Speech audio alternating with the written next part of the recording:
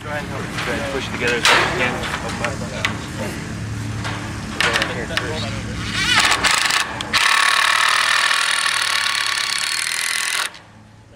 What are you building here today on the quad at WashU? We're building a great gulag to protest kind of movement towards socialism and communism, as well as to commemorate the 20th anniversary of the fall of the Berlin Wall.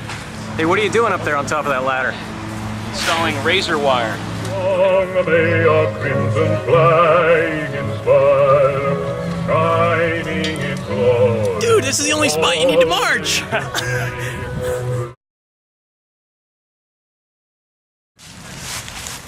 Hi, this is Darren with rebootcongress.blogspot.com, and I'm here today with James.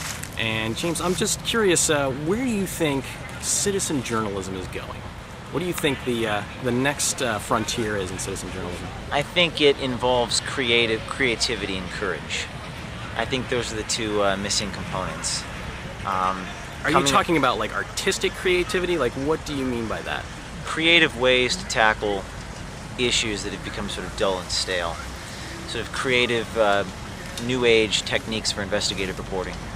How much of that do you think is technology based, and how much of it is just innovation? Well, I think I'm a content guy, so to me it's technology.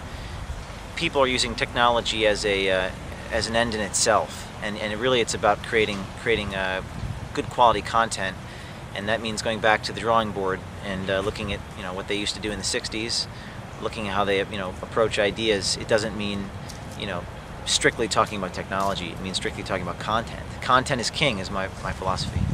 1,000 years ago, if you wanted something written down, Right. you would hire a scribe, and today we're all scribes. Okay. Do you see us moving towards a society where journalism becomes sort of a core competency of the citizens, or what role do you see there? I think you're going to be like sort of a free market system, like a democracy. I mean, Wikipedia has become intellectual capitalism. YouTube is sort of a democracy, and there's no barriers to entry in filmmaking, for example. I mean, you basically need a camcorder and a copy of Final Cut, and you're a filmmaker. And it's basically who's there the fastest, who's the best, who's the most creative. You're seeing these mainstream media outlets like the New York Times and the Washington Post become irrelevant.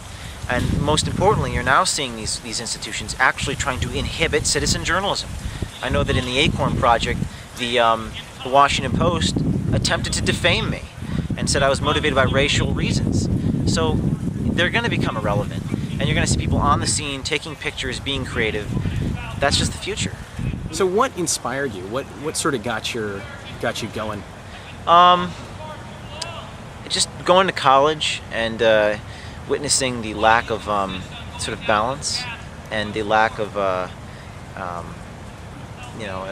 sort of rounded education. People are they all think alike, and it was this sort of seeing this imbalance that prompted me to care about justice.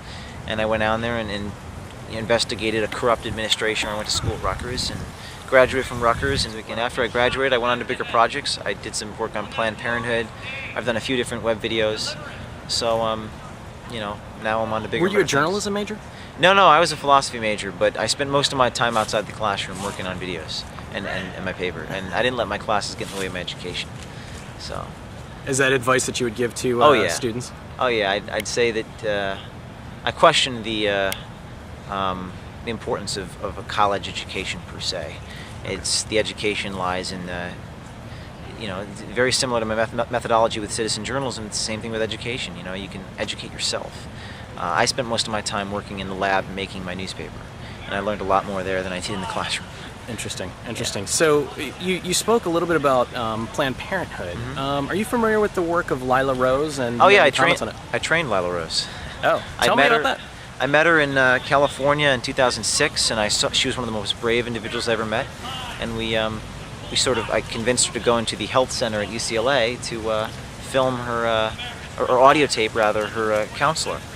And she said, "I'm pregnant, what do I do?" And I pretended to be her boyfriend. After that, we did a Planned Parenthood tape, and the Planned Parenthood employee told us to lie about her age to be eligible for an abortion, and then we went on to do more creative things. And then now she's out there doing these things full time. She released a project last year called the Mona Lisa Project, and she caught all the employees lying to her and telling her to lie about her age. Is that sort of typical, like the typical setup that you have is you go into some corrupt organization and you sort of trap them in a lie? Is that... It's not entrapment. Entrapment has two specific legal requirements. The first being you have to be an agent of the federal government. I'm not an agent of the government. Number two, you have to get the employee to say something he would not ordinarily say. Well, in my case, this is what Planned Parenthood is doing across the board. I mean, they've lied. Mark Crutcher did an investigation, found that like 50 to 80% of the employees were lying or telling the girls to lie about their age. In the case of the eugenics project we did, where we caught employees telling us that they would accept racist donations, Planned Parenthood was founded based on race-based eugenics. So the argument that I'm manipulating people and getting gotcha statements, this is what this organization does for business. This is how they operate. I'm just capturing the truth about who they are in a creative way. There's no entrapment involved. How do you get young people to engage and take up the camera and do what you're doing? Do you have a sort of a message for younger people? Baptism by fire. The communists were very good. They're doing some creative things over there now. Communists were very good at throwing people out on the street, telling them to go, and by doing that, they learned all they needed to learn. So I think the lesson is you just got to do it. You got to just have courage and do it. A lot of people talk about training, they talk about education, they talk about workshops, they talk about lectures, reading. You have to hit the ground running, and you have to actually go in and do your reporting. And that's how you will learn.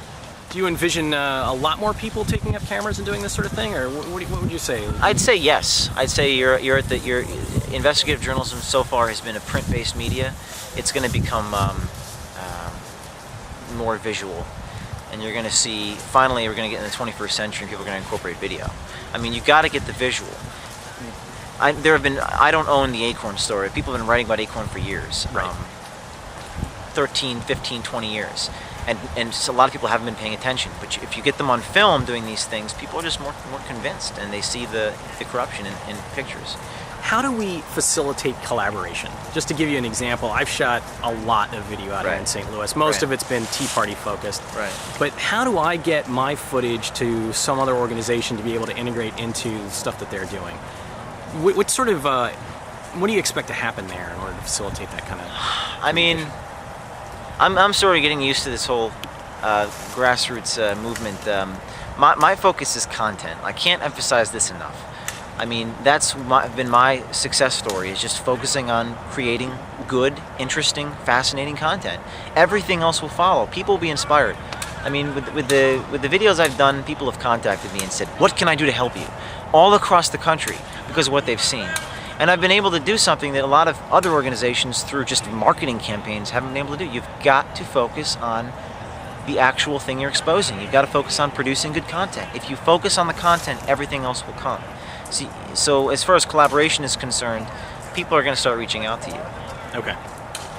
Any other words, any other thoughts about journalism and where it's going? I'm just getting started. I've got a number of projects in the works, creative concepts, not necessarily pimp and hoe type stuff, but similar stuff on that level. And I'm just getting started, and I've been contacted by, let's say, 2,000 people with ideas. I intend to follow through with each and every one of them.